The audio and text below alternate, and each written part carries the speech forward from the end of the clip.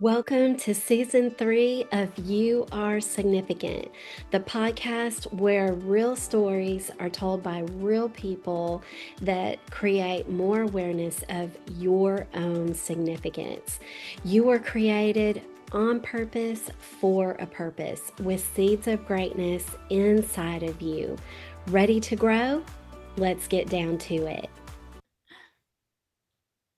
Welcome back to You Are Significant, and we are here with Laura today. She has been a guest before on You Are Significant, and we're in season 3. I And can't believe I'm so glad that you are here as a listener. I don't take for granted the time that you're taking to push play. And just to remind you, if you haven't subscribed yet, hit that subscribe button. And so today I invited Laura to come because she shared her story of being a new widow and just some about the journey, Tim's illness, and what it was like taking care of him, and just where she was at the time after a new loss of such a sweet, sweet man. It's been a year. It's already been a year. a year Saturday. And so I asked her to come back on and just sort of share some more because I have followed her for that year. And you can follow her on Instagram and Facebook to be inspired. And I encourage you to follow her podcast as well, The Voice Unbound, right? That's correct. So she has a wonderful podcast where you can listen to more from her thoughts and her journey there. And she has a lot of guests that come on that are inspiring. So, Laura, we're so glad that you're here today. I am thrilled to be back in this space with you. I have missed you. I've missed And you as so we were much. talking, we were like, man, we should have recorded. We already had such a great conversation.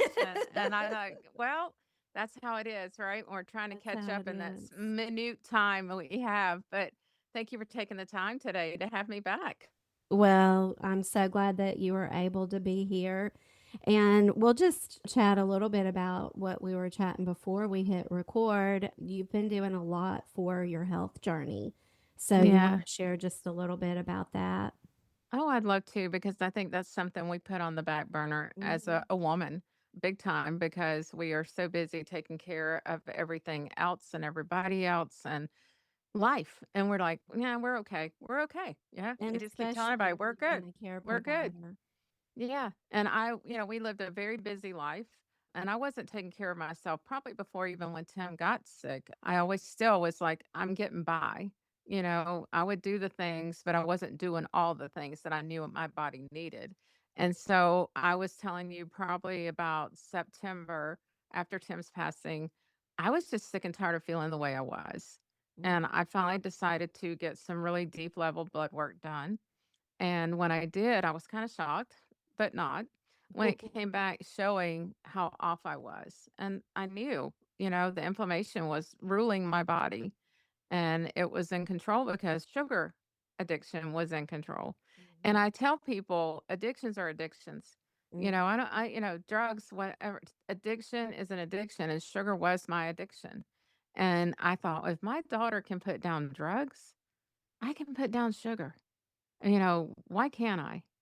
And I really got serious in that thought because I knew where it was taking me. My blood sugar was up. It was at the border. Like, my mom was diabetic. I can't go there. So I made a conscious decision, not a subconscious, a conscious decision on a Sunday. Mhm. As I'm done, let's clean the house out. We bagged up everything that had lots of sugar in it. I know we get sugar throughout our day, but not like I was consuming. And I started I gave it to the grandkids. Like, "Well, here you go. I don't have sugar, but here's your bunch of sugar." That wasn't very kind, but yeah, that got rid of the sugar in the house. And then we started looking at things. I was never one to read ingredients and, I'd skim them. But now I started paying attention of what's in there and how is that going to affect my body. So I started pulling back and then reintroducing different foods. Well, then I'd got this wild hair to decide to do carnivore ish because we do the ish part. And then I didn't feel like, okay, I'm not doing a diet because diets fail. I want to change the way I eat and how I eat. And so that really started making a big difference in my life. And then the vibration plate. I'd had that silly thing for a year. And I would say I'm getting on it. What, once a week, maybe? Okay, so then I started twice a day, in the morning and before I go to bed. I said, well, maybe we should add some weights to that as we're standing there and let's have that movement.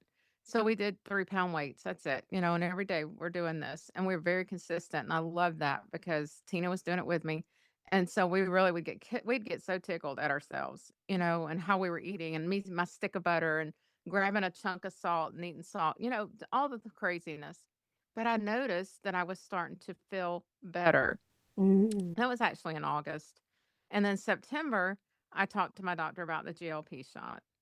And then, I hear all the about it. And then I was like, do I really do it? And he gave me a lot of positive feedback in it. And he's a trustworthy doctor. And I feel Yeah. like I could trust him and what he was telling me. What It's been kind our of family positive doctor. feedback did he say? He said it's good for the heart.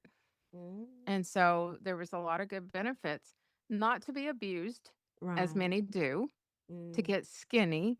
That's Mhm. not my goal. Mhm. I have been over 200 pounds for way too long, and my highest was 235, and then I was hanging in the 215 to 210 to 250. I went to 199 one time, I could remember these times. It's Mhm. sad. And so I finally was like, I gotta get out of this. I don't wanna be this weight anymore. Mhm. And so he said, "You need to because your health regimen and the way it's going, you're not gonna be here. You're gonna be a sick woman." And Wow. I got too much to do, You Darlene. do, I can't girl. do We this. can't have that. No. So I got the shot stuff and he told me the program to go with. And I've been very religious and every Monday I take my shot. I keep my protein up, which I learned was very important. The exercise, all that I had already going was a plus for my Mhm. body. So everything is kind of falling together. And then I've started implementing, I love my Plexus products. I have my Plexus supplements that I take, and I had to reevaluate that because I was just taking stuff to be taking because they're great products, So Mhm. I had to see what really my body needed. And Mhm. then I started looking at different other products that I pulled in. I love my drinks, so I'm always looking for different flavors and with good benefits. And Mhm. so I've got me kind of, I think, a nice package. I'm starting to tweak stuff still, as I go along to see. May take something out, may add something. But anyway, I feel like I finally took charge of Laura and not anybody else. I wasn't worried about if Tina fall off the wagon, whether she did her way or whatever. I was going to worry about what I was doing for me. Mhm. And so it's making a huge difference even in my mind, in my soul. I feel it. You and I were talking a little bit about perimenopause and Yeah. menopause, and that is women didn't even used to hardly mention this or mention it at all. Mhm. They just suffered silently. Yes. But women are talking about things more. People are talking about things, and I'm so thankful for these kind of talks. Mhm. And the fact that we can help each other with, hey, what's working for you, what's working for you, Mhm. and then I Mhm. do that too. And so sometimes, and you're a health coach with Plexus, and you had to step back in this stage of life and say, okay, for I got to kind of reevaluate and take care of Yeah. me before I advise anybody else what they should do. And it Right. takes a minute to learn that and learn it for yourself because every person isn't exactly the same. No. And it's a hard stage. It's a little bit tricky. So Yeah. doing that, it's a And, perfect. and going through grief, you can very quickly stay in that eating the cookies every day and doing all the things because you're just getting up and making it through the day. Mhm. And I thought, I don't want to be feeling like that. I don't. And I know Tim would not want me feeling like that. He wants me to live a healthy, enjoyable life, And so I thought, I've got to get up. I got to make a change. I've got to start not wondering, knowing that I'm gonna be okay throughout my day and not have to grab a bag of cookies to make it, Right. or candy bars or bags of candy. I mean, it And there's was seasons for that. When you're caring yeah. for someone else, there's seasons where we do put ourselves on the back burner to care for that one who's in a very dire Mhm. spot in their life. But at some point, it's okay to sort of, you got to get through the grief enough to wake up and say, "Oh, okay, what about me? What's going on here?" Mhm. Mhm. And turn back toward that most significant version of yourself. Yeah. There's Yeah. different seasons. What does living significantly mean? And Mhm. living into your significance, taking care of your honey. Yeah, and I don't regret any minute of that. May I No, could have made better choices for myself, but I don't regret any moment of what I went through you those were 2 doing the years best of you could yeah, at the time.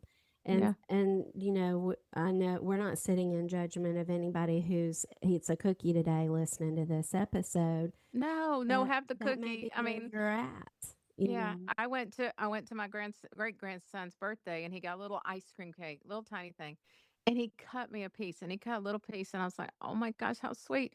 I ate it. It's okay. Mhm. I didn't die. I thought my stomach may hurt because I'd been really good, not have anything. If anything, I may have a little bit in my, creamer, but that's very little. I'm trying to be very cautious of what I put in. Mhm. And it's kind of fun. I mean, it feels good because you're like, "Oh, I'm more aware." I'm not so Mhm. blinded to this because it's so easy to go pick up the package meal or run through drive-through. I don't miss eating out. I mean, Mhm. we rarely Tina and I will go do something and eat somewhere, and it's like then I feel like crap Yeah. after. It Even doesn't if I even try to make taste good good. choices of what I got, it's like, Mm. ugh, nothing felt good. I think Christmas, I tried a Little Debbie Christmas tree. Yeah, Or it may have been at Valentine's. I got a the box hearts. and I put them in goodie bags, and I thought I'm Yeah, gonna try one of these. I never eat that. I It don't had eat no those. taste. I was like, No. I wanted to take them back out, and I'd already given some of them away, and I was like, wanted to text them and say, "Just throw That's that away," but I gross. didn't wanna Yeah, be, yeah. weird Oh, about we a always gift. had little Debbie's in the house. I mean, it's just tons of junk in there. Yeah. I found a good protein bar that I like because I'll do that. And that's not carnivore, but I like it. And I'm making sure, again, my protein. Mhm. And it's the G2G Mhm. protein bars. They're awesome. But, it's just, I tell women, you have to step back and start reevaluating from the ground floor. You can't just sort of do part, and get by because it doesn't serve you at And all all. those voices all around, "Well, you gotta do it this way or Yeah. this Yeah. way." You have to part of healing and part of living into that significance is saying, "No, I'm gonna pray. I'm gonna listen to Mhm. God. He's gonna put information in my path. Mhm. I'm gonna take that as divine intervention, Yeah. and I'm going to, proceed and free myself to do what's best for me." We Right. don't have to hang on to limiting thoughts. No, and that's something, I pray. And people always say to me too, if they ask me something, "You're probably gonna pray about that, right?" I'm like, "You're right." I am because I don't wanna make a quick decision or say something and then think, "Oh God, maybe God didn't want me to go that route, or maybe he doesn't want me to do this." So I did, like I was telling you, probably I started the shots in September and I didn't probably start posting till just recently. I waited because I first one know what it does for my body and didn't want to have to explain it out, later. But I haven't had issues, but I am doing all the things to take care of me Mhm. so that I don't have Mhm. those issues, and I'm not abusing it. Like You're any still supplement, getting people your can abuse them, protein. and then they create the problem of why people don't wanna do them because, "Well, look what she did, and it caused all these problems to her."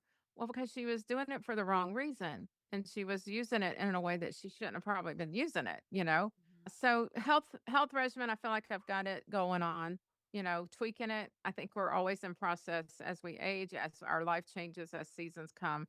So I'm more aware of that though, and I'm pretty proud of myself to do that, of Yeah. being more aware.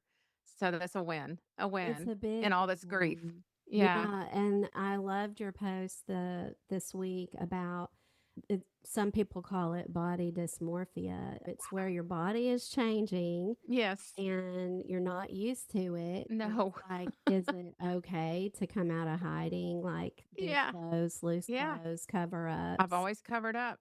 Mm-hmm. And it's like, "Oh, okay, now how do I wear this?" And I try this on and I'm like my daughter's like, "Mom, you look the best you've ever looked in an outfit because you're claiming it now. You're not." adding the extra layer over you. Now, I mean, there's cute little shawls and stuff you wear, those little things. That's just kind of my thing. I like them. But now I feel better not knowing that really I don't have to have it on if I feel okay taking it off. But I've Mhm. always stayed covered up and thinking about like next season, I'm going to be buying different clothes. I'm going to have a big clean out, and that's exciting, but also scary. Yeah. Yeah, it's like coming out of hiding. You're coming Hmm. out of hiding. And sometimes we don't realize that's subconscious. We didn't even realize we were hiding No, behind food exactly. or behind our roles or behind Hmm. like there's so many things we hide behind. I have a 12-step recovery class. I'm a 12-step recovery coach. Yeah. Yeah. And that's part of what I coach in. I coach in nutrition as well. But the mindset piece, the 12 steps, has been such a fantastic way to help women have tools they Hmm. can move through their Hmm. hurts, habits, and hangups, Yeah. not stay stuck. And because it isn't just about food, and that's where my mind went when you were talking about taking a GLP-1 or a semaglutide and women will take it and use it the wrong way because they Yeah. haven't worked through the hurts, the habits, the hangups. Exactly. They need tools for that as well. Hmm. Hmm. So, but yeah, in looking at that, there's a lot of ways that we hide, and it can be hiding behind shopping. It can be Hmm. hiding behind the television. Don't say that loud because that's my daughter would say.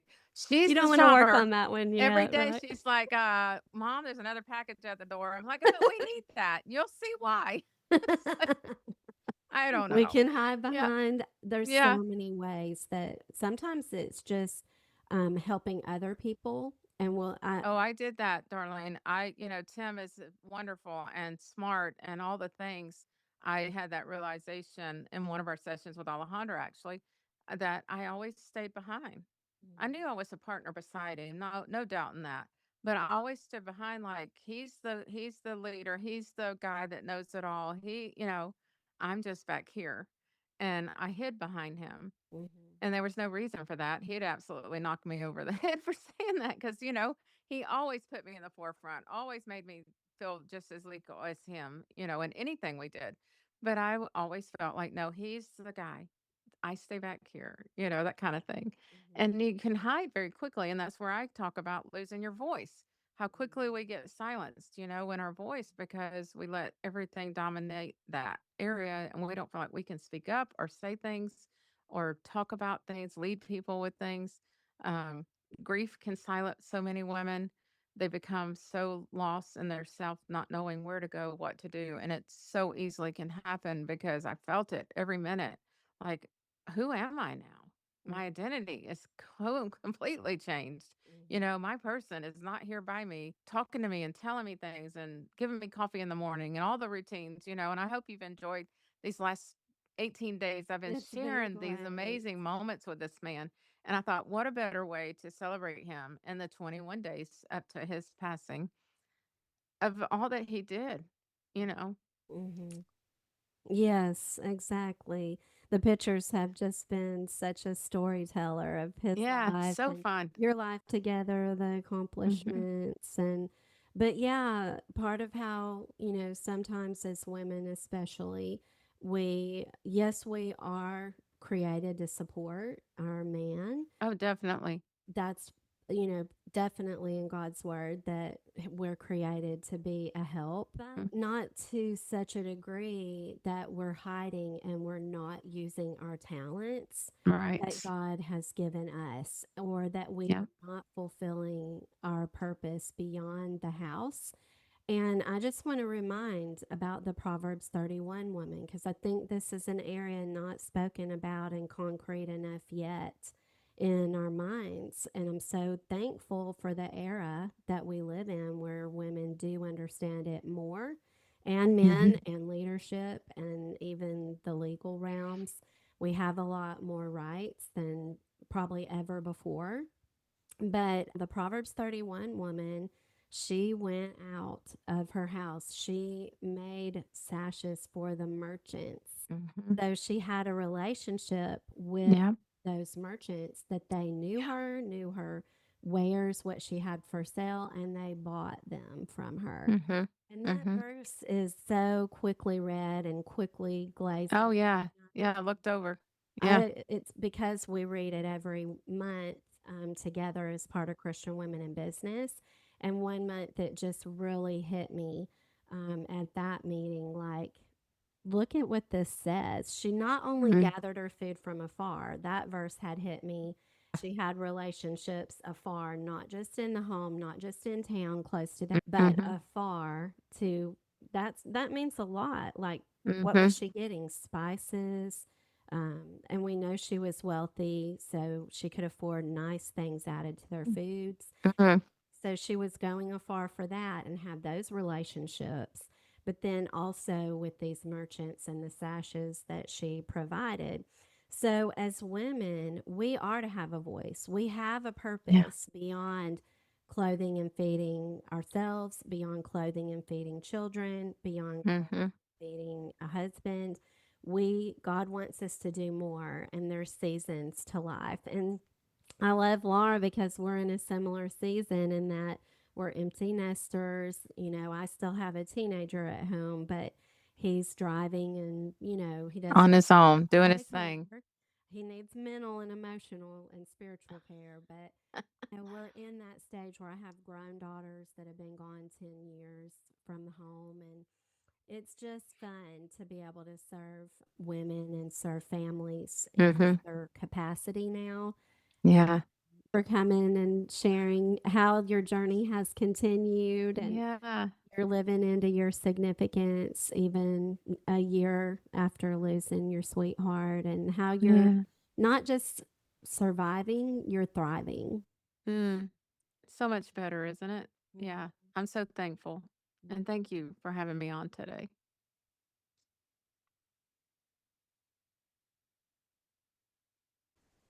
Thank you for tuning in to You Are Significant. I hope that this episode helped you to embrace your own God given purpose. Please share this out with a friend and remember to subscribe. Thank you so much for listening, and until next time, walk in faith, find the joy, and stand in your own significance.